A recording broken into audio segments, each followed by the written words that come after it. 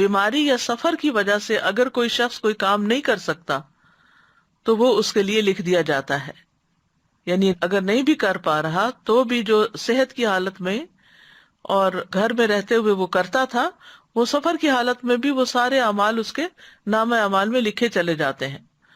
رسول اللہ صلی اللہ علیہ وسلم نے فرمایا جب کوئی بندہ بیمار ہوتا ہے یا سفر میں جاتا ہے تو اس کے وہ تمام اعمال لکھ دیے جاتے ہیں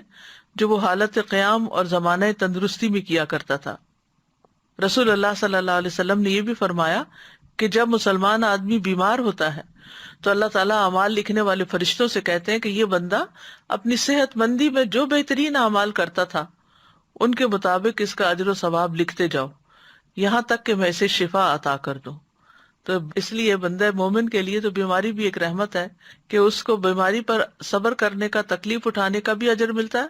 اور اس کے ساتھ ساتھ اس کے نامہ اعمال میں نیکیاں بھی لکھی جاتی ہیں. اسی طرح جو شخص اچھی نیت رکھتا ہے اور پھر کام نہیں کر سکتا تو اس کی نیت کی وجہ سے بھی اس کو اجر ملتا ہے. تہجد کے لیے اگر کوئی نیت کر کے سوئے لیکن اس کی آنکھ ہی نہیں کھلی اور وہ تہجد اس کے رہ گئے تو پھر بھی نہ اٹھ سکنے کے باوجود اس کی نیت کی بنا پر اس کو ثواب مل جاتا ہے اور اس کی نیند اس کے رب کی طرف سے اس پر صدقہ ہوتی ہے. پھر اگر کوئی معقول عذر ہو، کوئی وجہ ہو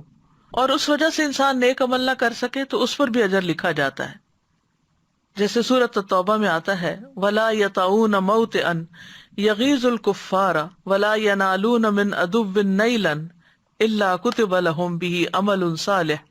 إِنَّ اللَّهَ لَا يُضِيعُ أَجْرَ الْمُحْسِنِينَ. اور نہ کسی ایسی جگہ پر قدم رکھتے ہیں جو کافروں کو غصہ دلائے اور نہ کسی دشمن سے کوئی کامیابی حاصل کرتے ہیں مگر اس کے بدلے ان کے لیے ایک نیک عمل لکھ دیا جاتا ہے. یقیناً اللہ نیکی کرنے والوں کا اجر ضائع نہیں کرتا. یہ ان لوگوں کے بارے میں آیت اتری تھی جو جنگ تبوک سے پیچھے رہ گئے تھے کیونکہ ان کے پاس سواریاں نہیں تھی، وہ ساتھ نہیں جا سکتے تھے. تو ان کے بارے میں کہا گیا کہ جہاں جہاں بھی لشکر جا رہا ہے یہ ان کے ساتھ ہے اور ان کے لیے بھی نیک عمل لکھا جا رہا ہے کیونکہ ان کا سچا ارادہ تھا جانے کا.